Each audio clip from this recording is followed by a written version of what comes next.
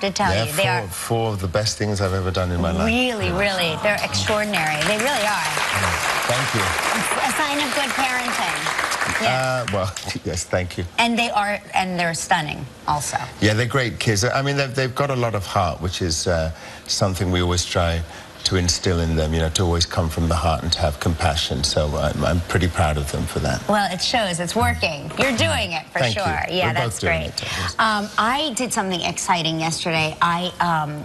I'm not even sure if I'm allowed to talk about it yet, but I'll just put it out there and maybe they won't get too mad. So Maya Rudolph and Marty Short have a new variety show that's coming out, and I did something for an episode of it that's very, very funny, and they're both so talented. I don't know if you've ever worked with either one of them, but you know, they're gifted comedians and they're improvisational geniuses, and they're both like amazing singers and performers, so they can do everything. And oh yeah, Maya Rudolph is going to be here on Tuesday, so that will be exciting to have her here. Yeah, very exciting. So it was nice to. Because I love the world of comedy, and Me too. Yeah, and there's nobody funnier than those two. So I look forward to that show coming out also. And I don't know if you, well, you're not going to be here, but Fleet Week starts today. You're flying back home. Right. You're flying back to LA after Yes, I am. You are, so you won't get to enjoy it. But it really is. It brings thousands of sailors and the Coast Guardsmen and the Marines and all of these big warships come into town. It's really extraordinary thing to behold. And I think that Gelman said on Friday we're going to have an entire audience. Yeah, we booked the whole audience with, of military service people. Oh, that's cool. So I read an interesting thing this morning that for the first time in 130 years, I think it is, millennials are actually moving back home after college. And I wondered how you felt about that, because you have a son, don't you? Well, we're about to go to college, but we have big plans for his bedroom. So the trick, isn't it, to turn the bedroom into another room, and then they have an impulse to get their own home, right? I don't know whether that's going to do it. You don't think that's going to do it? I don't know. It's funny. I think that there's, you know, I'm not sure if it's just a lack of job opportunity or if it's just a desire to make your life as comfortable as possible for longer, and there's nothing as comfortable. A lot of people want their kids to come back home. Mine hasn't left yet, so I can't speak to how much I miss him. I don't know how much I will miss him because he hasn't left. So, but I mean, it's something I think about a lot. I really do. Yeah, me too. And mine are. My eldest has just turned 12. Oh my gosh, you have so much time. Well, you say that, but I tell you honestly, it seemed like it was only yesterday that I was changing her diapers, you know, and now of course. And now she's got her own phone and she's FaceTiming me and she's hanging out with her friends. And once they get the phone, it's all bets are off, right? It becomes the phone is the most trusted companion. Exactly. And then you're now. Do you but have? She's pretty good though. But you have a rule at meal. Keep it within the parameters of good parenting. I love what normal parents you both are, you and Heidi. You're like, you got to try. You got to try. I always say to myself, like, okay, so there are parents that are at the soccer games. Everybody's parents, you know, are there. But then you guys, like, somewhere there's a paparazzo hiding in a tree taking your picture at the soccer. I love how you say like that. there's one. Right, there's got to be some. I use less complimentary words. But it's got to be. I mean, do your kids not notice anymore? Or? I think they've just kind of. They're so used to it. I mean, it's always been like that ever since. Did you want to say something? Well, I was going to say, I saw something on the internet today regarding the world's cutest skier.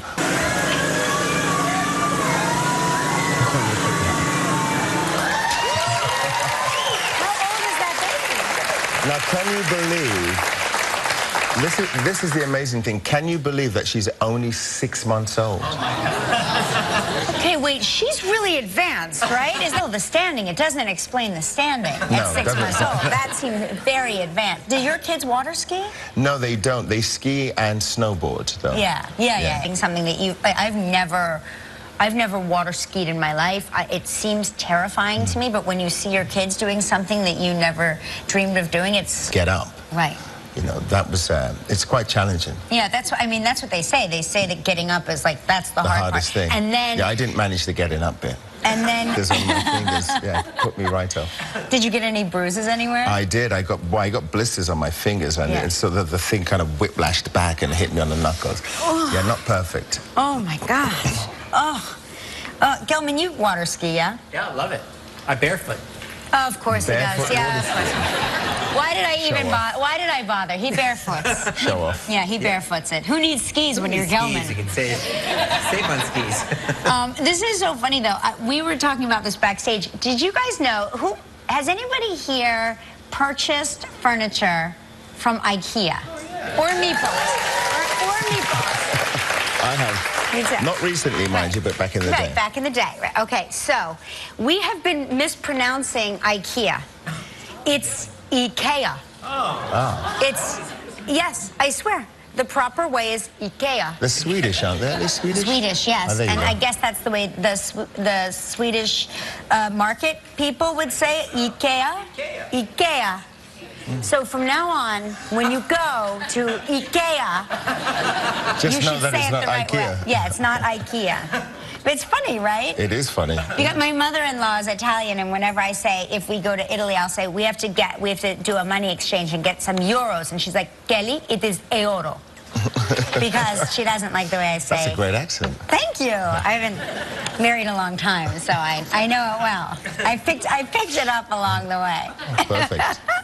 But so this is so funny. No, I can't. Okay, so I've been following different marathoners for a long time. We have this man that comes on our show. His name is Dean Karnassus. He ran across America for us. I don't know if you remember that, to combat childhood obesity. And it was like, he really did a lot and brought a lot of awareness. And we wound up stopping at the White House, and he got to meet the First Lady, and it was really exciting. And so I've been following these other marathoners that run across the desert. And what they have to do when you run across the desert is you have to plan for the extreme heat and the extreme cold, and you have to carry all of your food and water with you. Wow. So you are training by going to regular marathons, carrying sacks and tents and all sorts of things on your back so you can train for this mega marathon. Right. So now here's this man named Kip Williamson. He's just completed his 10,000th consecutive day of running. So yeah, this is him. Wow. On January 1st, 1989, he resolved to run daily that year, and he was so successful that May 18th marked his 10,000th consecutive day. And his next milestone will be 30 years straight on December 31st, 2018. Wow. So he must have great form, because we can all agree he has great legs. Yeah. That much we can all agree. You would do if you ran 10,000 consecutive days. I'm not gonna lie. I mean, if I'm planning on going for a run on a Saturday in Central Park and it drizzles a little bit, you're taking the day I call off. the whole thing off. I really do. I'm like, I could get hurt. There could be a mudslide. I don't wanna risk it. You know. So I have this funny story. You know that? But I'm sure you've experienced this. Do you ever go to Starbucks at all? Of course. So, you know when you go in and they write your name on the cup? Yeah. Right? Of course. Okay, and they call out your name. So, Helen Hunt went into Starbucks recently, and she went up to the counter, and the barrister said, "Oh, it's okay. I know who you are." Right? Yeah. And she wrote her name on the cup, and when her name was called, here it is. When her name was called... Oh my gosh, that is funny. This is what they held up. Wait. Jodie. They thought she was... Jodie Foster. They thought she was Jodie Foster. That's funny. Can you believe it?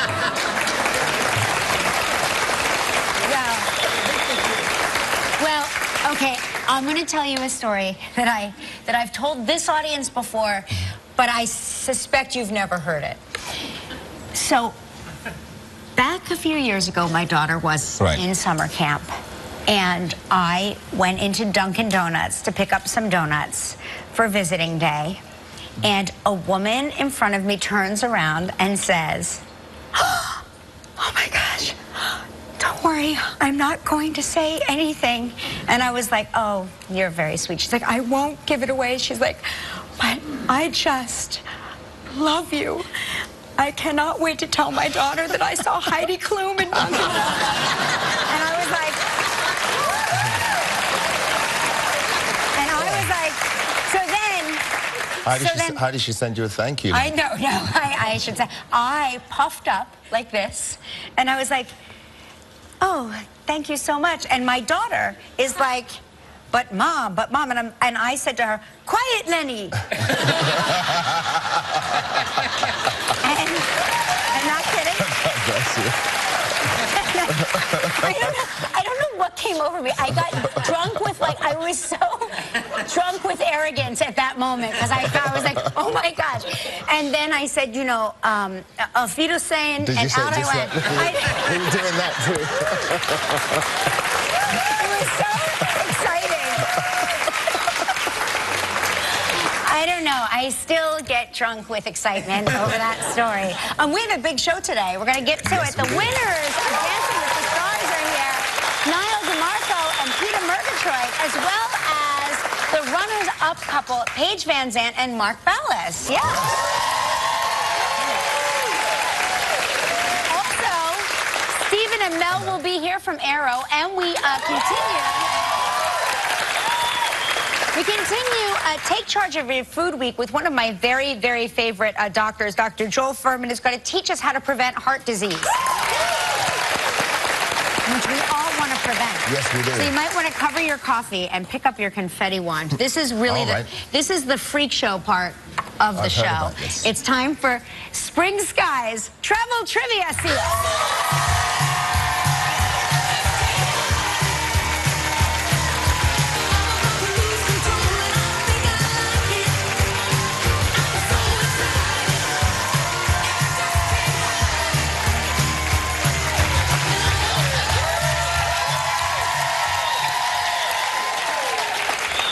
Today's trivia dancer is Nicole Bianchi from New Milford, Pennsylvania. Hey, excellent. Hi. We love that dancing. Hey,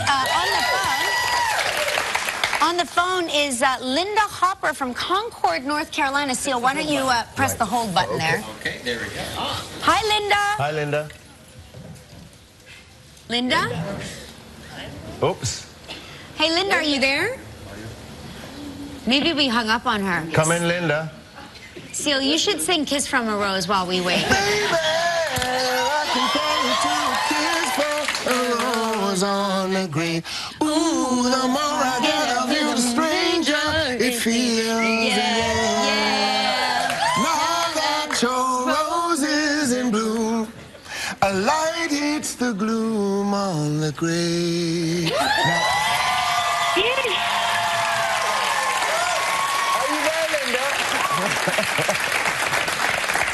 Oh, I hope Linda's not there yet. Let's try. I'm here. Oh, you had to sing It works. All Seal had to do was sing, and Linda appeared. Oh, that's right. Linda, did you get to hear that? I can. Good morning, Kelly. Good morning, Seal. Good morning, Linda. Linda, what are you doing today in Concord? Well, I'm going to get a haircut and get ready for my grandchildren to come to spend the weekend. Oh, that's a nice way to spend the weekend. Now you're taking care of your grandchildren so that your children can do what, Linda? My children are going to the mountains to spend the weekend far, far away from their children. You know what happens you know what happens then, Linda? Usually more grandchildren show up. Oh, no. So We've talked about that already. that's when my parents stopped watching my kids. Well, they promised to leave me a number so that I can call them if I have to. They told me they're waiting to leave me a phone number. Yeah. Linda, we're going to spin the wheel, see what you're playing for, okay?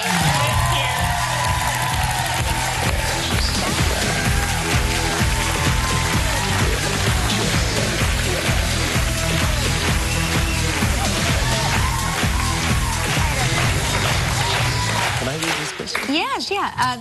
First, we're going to tell Linda that she's playing for the St. James's Club, Morgan Bay in St. Lucia. Yeah. Great. Have you been there, St. Lucia? I have been to St. Lucia. It's really pretty, isn't it? 7 days and 6 nights in a one-bedroom ocean view suite. It's all-inclusive. This trip is provided in part by Hotels.com. It's a prize valued at $8,300. You have 20 seconds and only one guest, Linda. Good luck. Seal's going to read the question.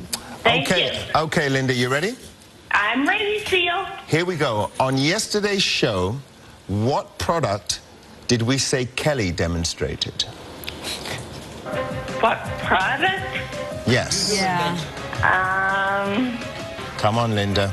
Oh, no. It was a new invention. I don't know if you remember. No. Oh, no. Did you see it? I did. I saw the whole thing, but not yet, I guess. You can do it. Remember? It was the licky brush with the cat. Oh, yeah. It was so disgusting. The licky brush, yes. How was she I mean, gonna Linda, remember I that? don't want to say that was a pretty unforgettable It moment. was disgusting. Seal just said to me, how is she going to remember that? You're going to try and do your best to forget it, exactly. Linda, listen, you're still going to get a great prize. You and a lucky member of our studio audience will each receive a $500 gift certificate from Fandango. Yay, great. Please pick a number between 1 and 222. Let's do 113.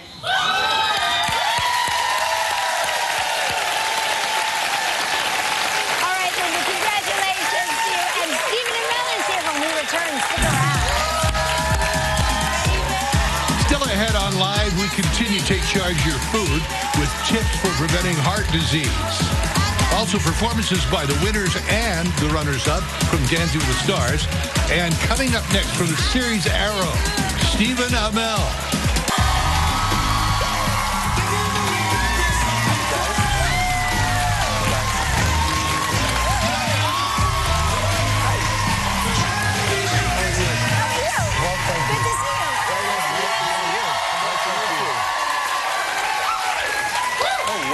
So, have you met Seal before? No. You're a lot taller than I imagined, actually. You know what? They hired all the tall actors in Hollywood to be on my show. Is that true? Everyone on my show is 6'4", which in Wow. Hollywood is 6'9". Yeah, that's... I'm 6'1", and everyone thinks I'm 5'7". Wow. You're pretty tall. We were sitting at a restaurant in Soho on Friday. It might have been Tuesday. I have no idea what day of the week it is right now. Right. And your song came on. Which one? Kiss by a Rose. Okay. And we all remarked individually that we all really enjoyed the song, and someone always sings a part of it. Might be the chorus, might be the quiet moment. And then, of course, I found out that you were co-hosting today, and we all had a big laugh about it. Isn't that great? It's great, right? It's a great song. I keep saying I believe that more babies are conceived to Seal music probably than all other music. That's what I believe. I think that was proven. Yeah, it's... So you're from Toronto, right? I'm from Toronto, yes. I was there yesterday. All right. And somewhere along the press way, I lost my voice, which is why I sound like this right now. Well, you sound great. I heard that I recently heard that it's known as the Six. Why is that? What's the six? Well, there's two things. One is 416 area code. And then Toronto used to be 6 different spots, East York, North York, something else. And there were 6 of them, and they came together at some point in the 90s to form the megacity. All right. And then Drake popularized the 6. Oh, there you go. And there's no turning back now, Seal. There's no turning back. Wait, I are fought you it for the saying- longest time. Are you saying Toronto really didn't become Toronto until the 90s? Am I that much older than Toronto? No, I mean, Okay, you're fine. Toronto's always been Toronto, but it was T.O. It was Toronto. It was Right. it was the T dot. Right. Now it's the 6. Hey, you know what I just had my first one of recently? No. A Bloody Caesar, Yeah. which I understand is like a Canadian That's right. Bloody Mary, which is by the way, delicious. If you've never had a Bloody Caesar, it's made with Clamato juice. Clamato juice, and if you go to fancy restaurants nowadays, they'll throw a big piece of bacon in there and celery and make it. It's better than it sounds. I swear to God. I swear to God. It's like drinking a meal with vodka. That's right. Yeah. So you have a daughter, right? Her name is Navi. Is it? Mavi. Maverick. Maverick. Mavi, of course. Maverick. Right. No kidding. Yeah. When my Oh, she's a Thank doll. you. When I think my wife went for her 12-week ultrasound or something like that, and then we found out that it was a girl, and I said, great, it's a girl. What are we going to call her? And my wife said, our daughter has already told me her name. Oh, yeah. Her name is Maverick. Pick your battles, that's what I say. And I looked at my wife and said, no, it's not. And she said, no, yes, it is. And then we decided on Mavi, but then I met her. And she looks like a Mavi. She looked like a Maverick. Wow, that's amazing. I'm sure she's gorgeous. That's incredible. I was going to say, was your wife watching, like, Top Gun, you know, when No, my wife is from Texas. Ah, there you go. Ah, okay. Mavi's watching right now. Hey, Mavi. Hi, Mavi.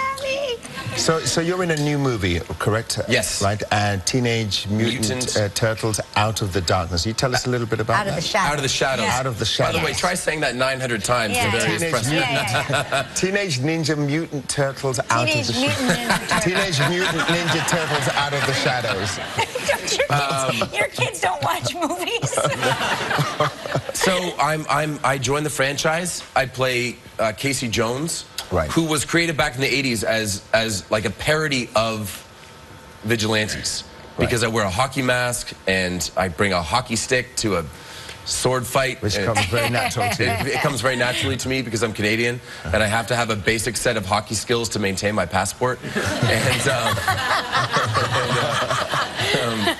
So yeah, and he's a fun guy. But in our movie, he's a corrections officer that is bumping up against the system because he wants to become a detective, and it is not working out for him at all. So he decides to take the law into his own hands. Cool. Well, we have a clip. Let's take a look now. You're in the lair, and Casey sees the Turtles' leader, Splinter, right? Yeah. And you think that he's a threat.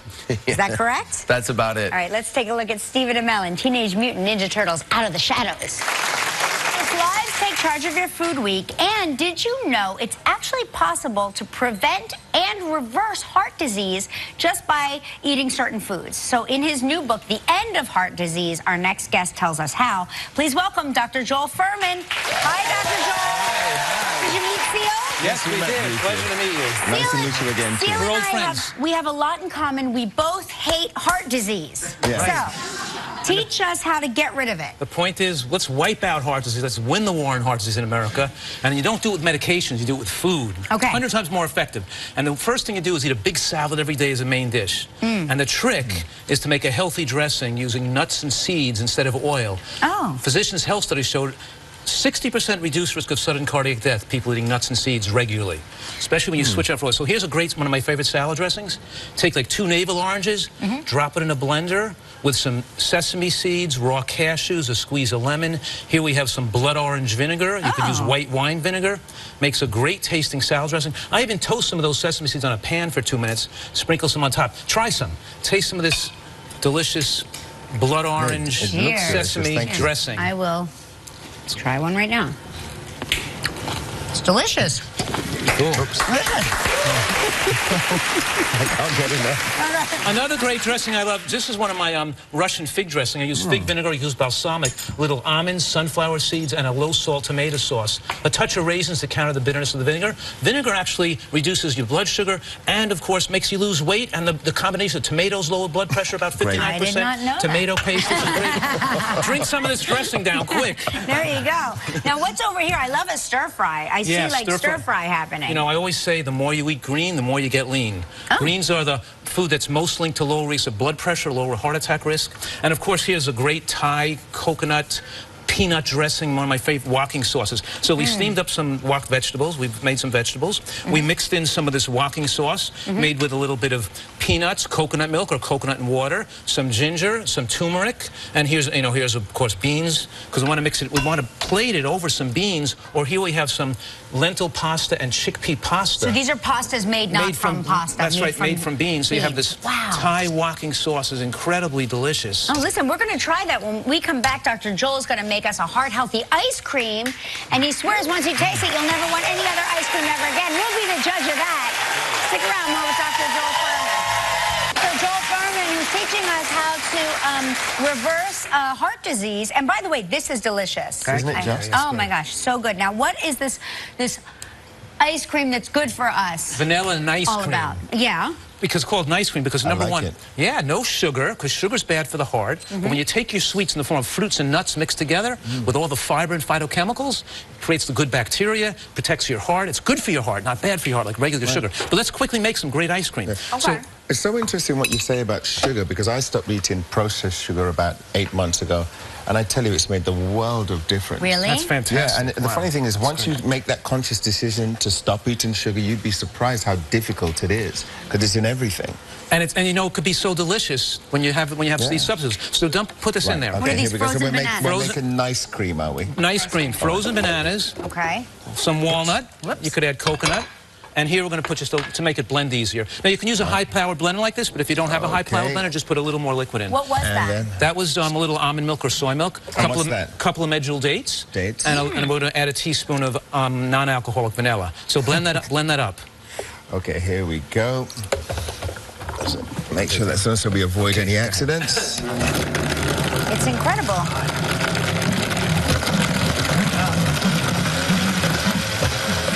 So I've got this exact blender, so you think I'd be good at this? You're doing it. You know, you're doing it. Okay, here What we kind go. of a blender? Must have worked out. Yeah. That's great. Perfect, perfect. You must have trained for this. Well, the trick is the gradual increase of speed. You're a pro at this.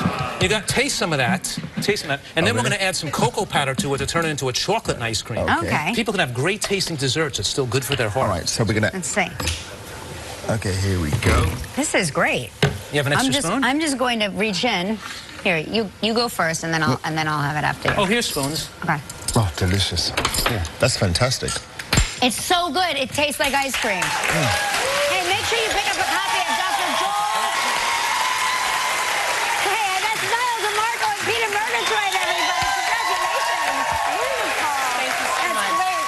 Thank you. Wonderful. Just great. Very well. Well done. So exciting. Okay, so we should just start.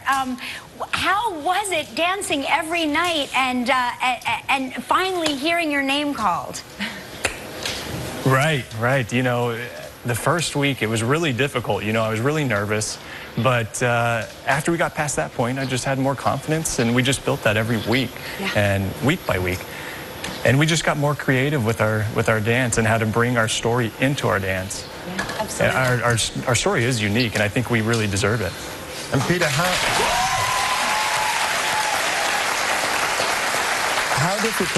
difficult did you find it to choreograph in the dances with Niall? Well, originally when I first met, I really had to strategize with how I was going to do this and what signals I could give him. And throughout all of our choreography, I had scratches on the back to make him go faster. I had pulls of the hand. I had tickles on the back, just like everything to get us through being on time.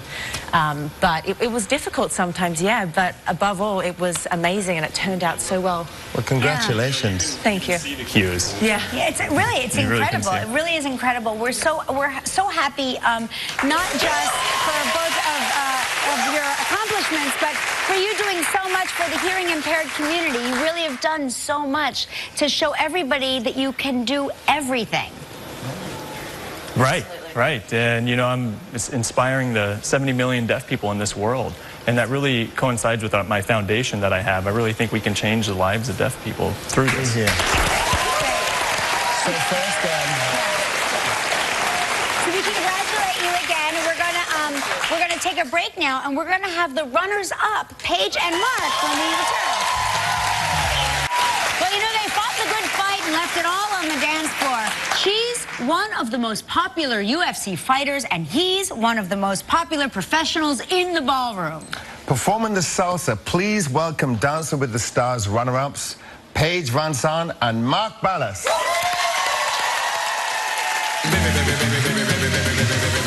I'm a fireball.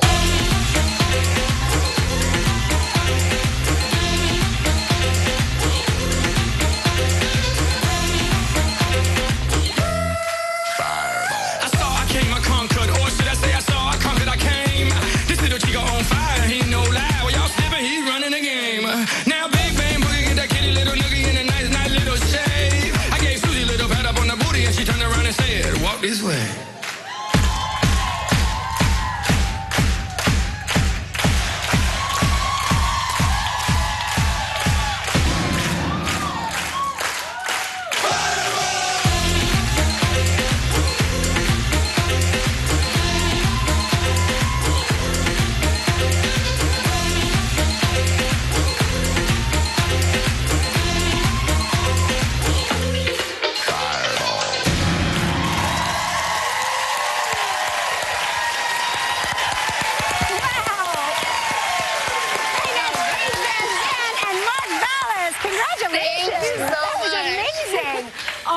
Wow, you two, I've got to tell you, I was watching some tall heels. I was just saying that. I'm like, how is she not breaking her ankle? Ready for that. Amazing. Very impressive. So what was last night like?